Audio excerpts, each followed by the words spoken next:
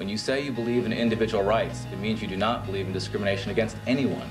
Rich Tafel became known in Washington in the 90s as a political paradox, an ordained minister, champion for gay rights, and Republican politico. Always is at the heart of the moral debate here. At the heart of the moral debate for me is how we treat people who are different.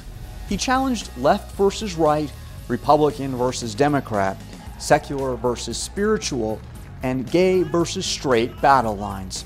My God is about compassion, love, forgiveness, generosity. I don't hear that coming from any of these people. It was the height of America's culture wars. As founding executive director of a gay organization called Log Cabin Republicans, he earned an often begrudging respect within opposing enemy camps, where both sides were baffled as a minority within a minority captured national attention. For a long time, people have described gay people as they must be part of the Rainbow Coalition. You have to subscribe to big government, more taxes. Gay, feminists, and minorities are all we're all the ideas. same, and and that is very limiting for anybody. Tafel's journey to Washington is unique. From a boy who felt called to the church, to a political operative, to a coach, consultant, and mentor to world-changing organizations. Tafel grew up in, appropriately, Churchville, Pennsylvania. He comes from a long line of ministers. He was raised with the belief that faith in God meant action in the world. In his interest in things theological, he marched to a different drummer than his peers. I was one of these kids like in 4th grade who memorized all the books of the Bible in the Baptist church that I grew up in. I was asking questions of the minister that he would have to look up. How many days was Jesus on the earth after he rose from the dead? I mean, I was one of these kids. I always had a love of faith, of God, and at 16 I was already preaching in the Baptist church. I'm one of 6 kids. Most of us went to state colleges in Pennsylvania, primarily for the cost. After graduating with a philosophy degree from East Stroudsburg University, Tafel got accepted to Harvard Divinity School. I was broke in my first year of divinity school. You were not supposed to work your first year of divinity school. It was considered too difficult. He landed a job as seminarian at Harvard's Memorial Church, presided over by famed author and preacher, the Reverend Peter Gomes. And they even said, you know, we don't want you to be a Peter Gomes groupie here. We don't want to attract those kind of people. I said, I've honestly never heard of him. I didn't know who he was. For a state college graduate from Pennsylvania, it was a full immersion experience in the culture at one of Harvard's most cherished institutions. In addition to the traditional church work, Tafel learned a skill that he'd use for the rest of his career: fundraising. Here I was dealing with the Forbes and the Elliots and the rich and famous of the Harvard group. And one of the first tasks that I was asked to do was help raise money for the chapel, so I was directly engaged with the wealthiest people. So right away I'm learning fundraising.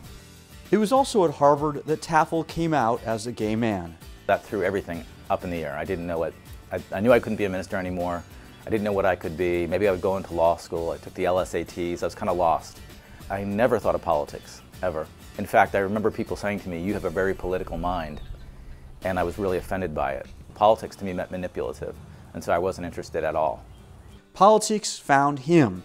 A candidate for state representative, Mike Duffy, whom he knew through Boston's gay community, asked Tafel to be his campaign manager. I had come to a decision in my life at that point that I was going to be very open for the rest of my life about everything, and I said I'd be interested in managing it if he would be open about it. Duffy agreed, and that campaign drew lots of attention, including from a long-shot Republican candidate for governor, Bill Weld. Circumstances that year were that the Democratic candidate for governor, who was the president of Boston University, turned out to be a very far right-wing Democrat. He attacked people on welfare, he attacked gay rights and compared it to bestiality. Weld's campaign sought Tafel's help in reaching out to Massachusetts' traditionally Democratic gay voters. Bill Weld ends up squeaking out the governor's race by just very small margins, and the press reports, the shocker is that gay neighborhoods in Massachusetts voted Republican across the board.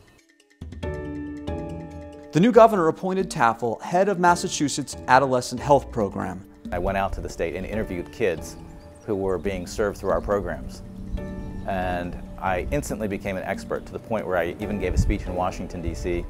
about adolescent health, because no one had talked to the kids, the customers. And that was a lifelong lesson, that you can instantly become an expert if you just ask the people that are supposed to be served.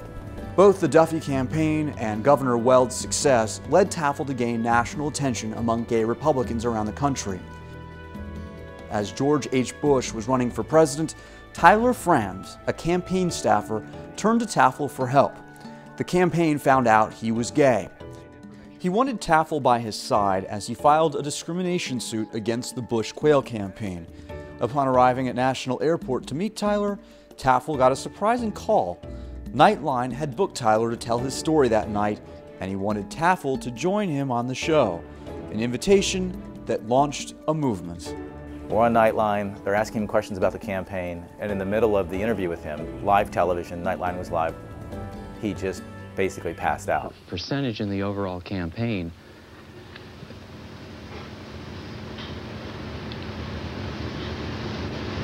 Yes, sir. You said that it didn't. They flipped the camera to me and asked about the bigger issues. He alienated his conservative core and the right wing, and he's been trying to get them back ever since. And that essentially really launched Log Cabin, because next night we did Larry King Live, I debated Jerry Falwell. Richard, I should have said a Bible-believing Christian, because I believe in the Bible too, Mr. Falwell. Do you take the Bible literally? No, you don't. Do you take the Bible literally? Should slaves obey their masters? Do you take the Bible literally? Should Richard? slaves obey their masters? After that appearance, gay Republicans around the country raised funds for Tafel to leave the Weld administration to create Log Cabin's first national office. I didn't really know politics. I didn't know lobbying. I didn't know fundraising. I didn't know media. I was learning all these things on the job. I was just basically, by the seat of my pants. What in the world is a gay guy doing in the Republican Party? For the next decade, Tafel, the accidental political activist, found himself going head-to-head with presidents, pastors, and pundits. We want to be treated the same way that all Americans are treated. Often taking on causes ahead of their time. You know, I think someday we will look back on the people who opposed equality for gays as we do at George Wallace right now. Being a minister turned out to be a huge asset as he challenged the rise of Jerry Falwell and Gary Bauer's rise in the GOP. He is justifying it again, saying this is the way it's always been in Scripture. Well, for example, if you go into the Old Testament, you find out that Solomon had 500 wives and 300 concubines. Throughout his time at Log Cabin, Rich raised millions of dollars, created grassroots chapters around the country, testified before Congress on AIDS funding, and learned how to create change. By 1999, Tafel signed a book contract with Simon & Schuster to write Party Crasher, a gay Republican challenges politics as usual. A decade later, Log Cabin Republicans was a household name among the politically minded, and the organization had chapters throughout the country. Tafel left Log Cabin to share what he learned in the political arena, creating his own strategy company, RLT Strategies, offering both personal coaching and non-for-profit public policy strategy. His work took him around the world, working on developing AIDS programs in Africa and combating stigma and discrimination in workplaces of Latin America. At home, he worked with world-changing organizations like College Summit. He also provided one-on-one coaching to leaders, while never losing touch with the spiritual inspiration that got him started. I saw coaching as a way of really reaching out and helping people. And I was able to bring in the political work. One friend started an AIDS organization. We were able to take a congressional staff delegation to Africa to work on AIDS drugs to Africa. The nonprofit community now, the desire to serve, is really the new church in many ways in the world.